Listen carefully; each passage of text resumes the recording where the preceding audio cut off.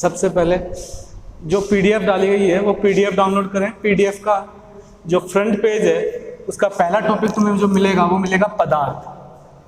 पदार्थ क्या होता है? पदार्थ प्रत्येक वह वस्तु जो स्थान घेरती है तथा जिसका कुछ द्रव्यमान हो वो क्या कहलाएगा?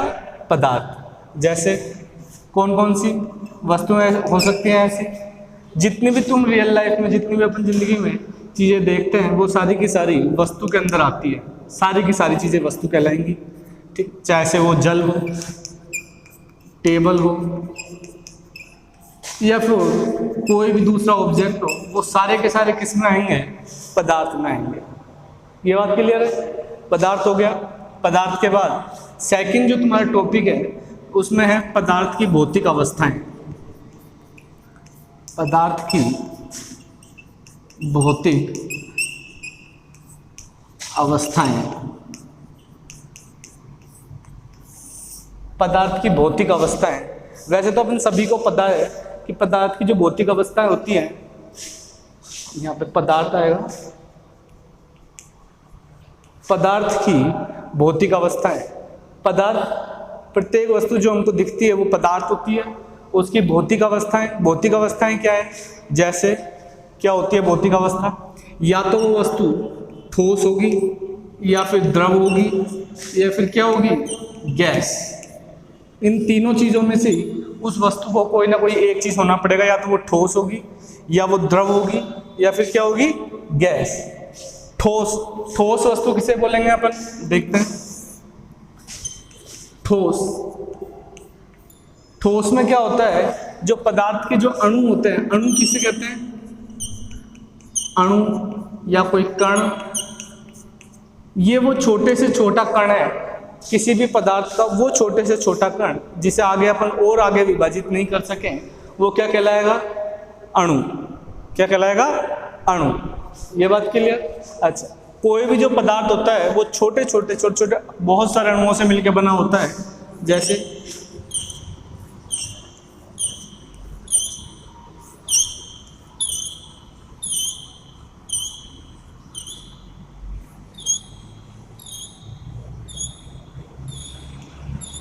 ये कोई भी एक पदार्थ है और ये इसके सब क्या है? अलग अलग अणु हैं इसके सारे सारे। ये दिखने में सारे एक जैसे होते हैं लेकिन सारे मिलके क्या बनाते हैं? एक वस्तु का निर्माण करते हैं। वो ठोस होगी। ठोस में क्या होगा? ये अणु एक दूसरे के बिल्कुल पास पास आते हैं। अच्छा, दूसरी चीज ये कि द्रव में कैसा होगा? ये जब द्रव हो तो द्रव में अणु कैसे होंगे? द्रव में अणु इससे दूर दूर होंगे। जैसे एक अणु, दूसरा अणु, तीसरा अणु, चौथा अणु, पांचवा, छठा, सातवां, आठ, ऐसे बहुत सारे लाखों की संख्या में अणु हो सकते हैं और वो सब मिलके किसका निर्माण करते हैं? द्रव में। तुमने देखा ठोस में तो अणु पास पास हैं और द्रव में अणु कैसे हैं? दूर दूर। द्रव में अणु कैसे हैं? दूर दूर। इसके बाद थर्ड चीज आती है गैस। गैस में क्या होगा? वैसे ही अणु होंगे लेकिन ये और भी ज्यादा दूर दूर रहेंगे।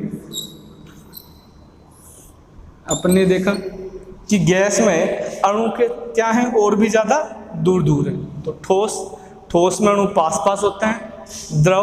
द्रव में अणु ठोस से तो दूर दूर होते हैं लेकिन गैस से कैसे होते हैं? पास पास। और थर्ड है गैस। गैस में क्या होता है? सारे अणु एक दूसरे से बहुत ज्यादा दूरी पर होते हैं। क्लियर? इसके बाद अपने पास टॉपिक आता है अगला कि जो ये अणु हैं वो अणु कितने छोटे होते हैं। बात करते हैं कि सर अणु के बारे में अपन पढ़ रहे हैं तो ये अणु कितने छोटे होते हैं। ये अणु दिखने में बहुत ज़्यादा सूक्ष्म भी हो सकते हैं और थोड़े बड़े भी हो सकते हैं जिसे आप आंखों से देख भी पाओ। लेकिन ज़्यादातर पदार्थों के जो अणु होते हैं वो इतने छोटे होते हैं कि अपन उनको आंखों से नहीं देख सकते। जैसे एक एग्जाम्पल लेते हैं। अपन ने एक बर्तन लिया और बर्तन में अपन ने पानी भरा। इस पूरे बर्तन में इस टाइप से। ये एक्टिविटी फर्स्ट भी तुम्हारी यही है किताब की, अगर आप देखोगे तो एक्टिविटी फर्स्ट में ये एग्जाम्पल भी दे रखा होगा। आपने एक बर्तन लिया और बर्तन में पानी भरा। मान लो पानी की ऊंचाई है 60 सेंटीमीटर। किसी भी बर्तन में जो पानी की ऊंचाई है वो अपने देखी 60 सेंटीमीटर पानी की ऊंचाई है। फिर अपने क्या किया, एक दूसरे जार में एक छोटा बर्तन लिया और इस बर्तन में यहाँ पे अपन ने चीनी भर दी।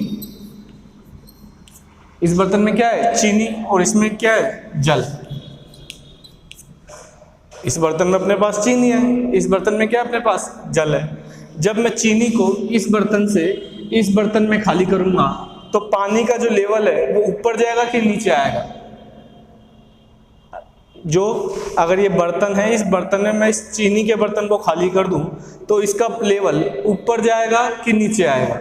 अपन को पता है पानी का लेवल किधर जाएगा, ऊपर। पानी का लेवल तो ऊपर गया। अच्छा, जब पानी का लेवल ऊपर गया तो आपने देखा कि जो सारी की सारी चीनी है वो इसमें घुल गई, हमें दिखाई तो नहीं दे रही, लेकिन चूंकि इसका लेवल यहाँ से बढ़ के यहाँ हो गया, इसका जो स्तर है वो इतना बढ़ गया, तो हम कह सकते हैं कि जो चीनी के परमाणु या चीनी के जो अणु थे उन्होंने अपनी जगह इस बर्तन में रख ली, इस बर्तन में आ गए, जिसकी वजह से इसका स्तर और ऊंचा हो गया।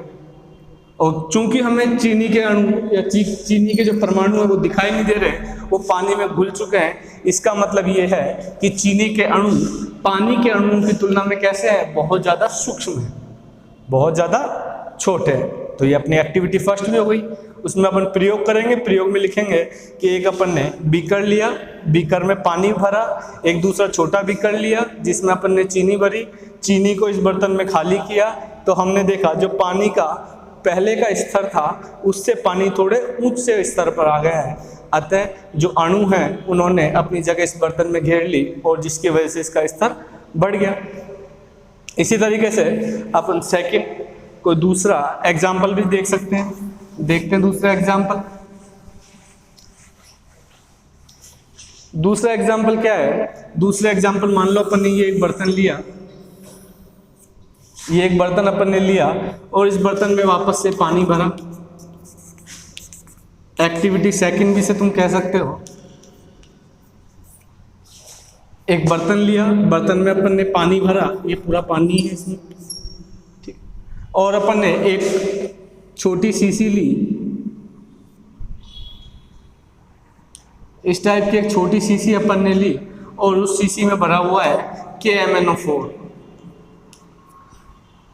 क्या भरा हुआ है उसमें, KMnO4। KMnO4 क्या होता है, पहले इसके बारे में बता देता हूँ थोड़ा।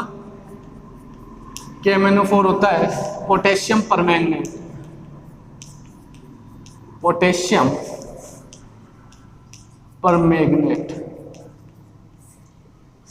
इसे अपन बोलते हैं potassium permanganate. Clear. KMnO4 potassium permanganate बोलते हैं, लेकिन देसी भाषा में इसको क्या बोलते हैं, देसी भाषा में अपन इसको बोलते हैं लाल दवा।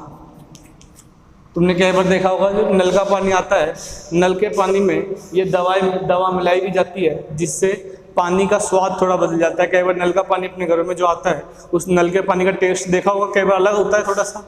जब घर वाले बोलते हैं कि इसमें दवाई मिलाई हुई है, तो कौन सी दवा होती है, KMnO4। ये जनरली कीड़ों को मारने के लिए भी काम में लेते हैं अपन, पानी में जो को शुद्ध करने के लिए काम में लेते हैं। अच्छा, लेकिन इसकी एक और प्रॉपर्टी होती है, एक और गुण होता है KMnO4 का। क्या गुण होता है, KMnO4 को अगर मैं पानी के साथ मिला दूंगा या पानी में जब KMnO4 डालूंगा, जब KMnO4 कहाँ डालूंगा, पानी में, तो ये पानी का रंग हल्का गुलाबी या फिर बैंगनी कर देता है। हल्का गुलाबी या बैंगनी कलर का कर देता है पानी को।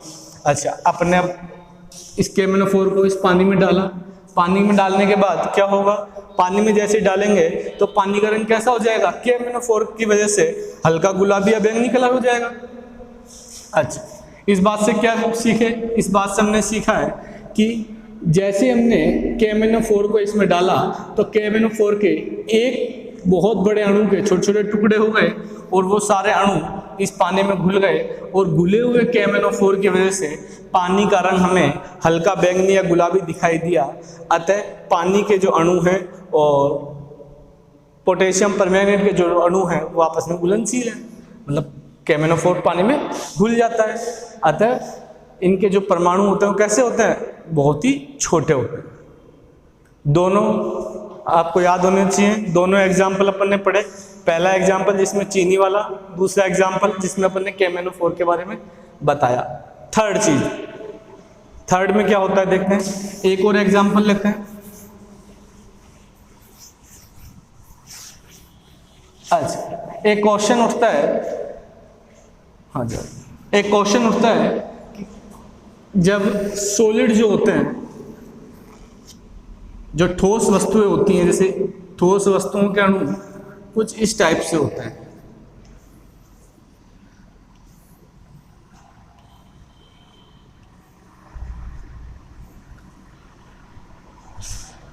तो पानी के अणु भी कुछ कुछ इस टाइप से होते हैं, क्योंकि पानी तरल है तो इनसे थोड़े दूर दूर होते हैं, लेकिन बीच में क्या होता है, रिक्त स्थान भी होता है।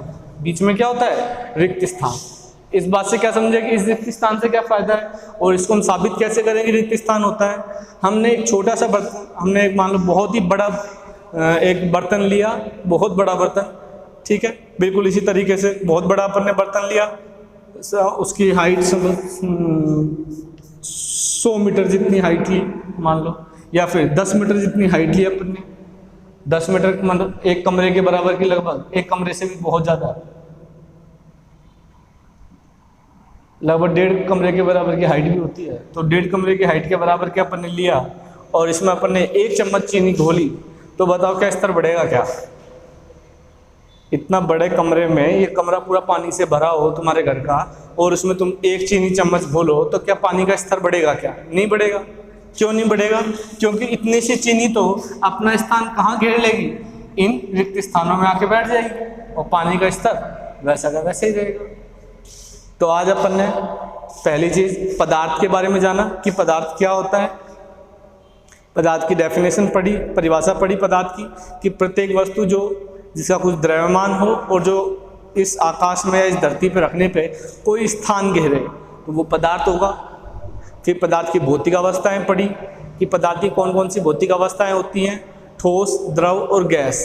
क्या और भी भौतिक अवस्था होती है क्या, हाँ और भी अवस्था होती है। एक अवस्था और होती है जिसे बोला जाता है प्लाज्मा। क्या बोला जाता है, प्लाज्मा, ठीक है, वो अभी तुम्हारे सिलेबस में नहीं है, तो अपन ठोस, द्रव, गैस के बारे में पढ़ेंगे। काफ़ी कुछ अपन ने आज पढ़ा। फिर उसके बाद हमने 2 एक्टिविटी देखी। पहली एक्टिविटी जिसमें अपन ने एक बर्तन में चीनी घोली, जिससे हमें पता चला कि चीनी के जो अणु हैं वो पानी में घुल जाते हैं, अतः पानी का स्तर बढ़ गया था। तो हमने देखा कि भैया चीनी और पानी, इनके अणु बहुत छोटे छोटे होते हैं। एक बात तो हमें यह सीखने को मिली। दूसरी KMnO4 वाला एग्जाम्पल लिया, जिसकी सहायता से हमें क्या सीखने को मिला, उसकी सहायता से हमें सीखने को मिला कि भैया KMnO4 को पानी में जब डालते हैं तो पानी का रंग गुलाबी हो जाता है, अतः दोनों एक दूसरे में घुलनशील है। घुलनशील होने का क्या मतलब इनके अणु बहुत छोटे छोटे हैं। तो कहने का मतलब ये है कि जो परमाणु या किसी भी पदार्थ के जो अणु होते हैं वो बहुत ही ज़्यादा छोटे होते हैं। कैसे होते हैं, छोटे, ठीक है। तीनों एक्सपेरिमेंट तुम्हें आज समझाए गए हैं, तो तुम्हें आराम से कॉपी में लिखना है। तीनों को PDF तुम लोगों के पास है, डाउनलोड करो, उसको पढ़ो, और फिर भी कोई चीज़ समझ में नहीं आए तो अपन कल वापस से बात करेंगे, ठीक है।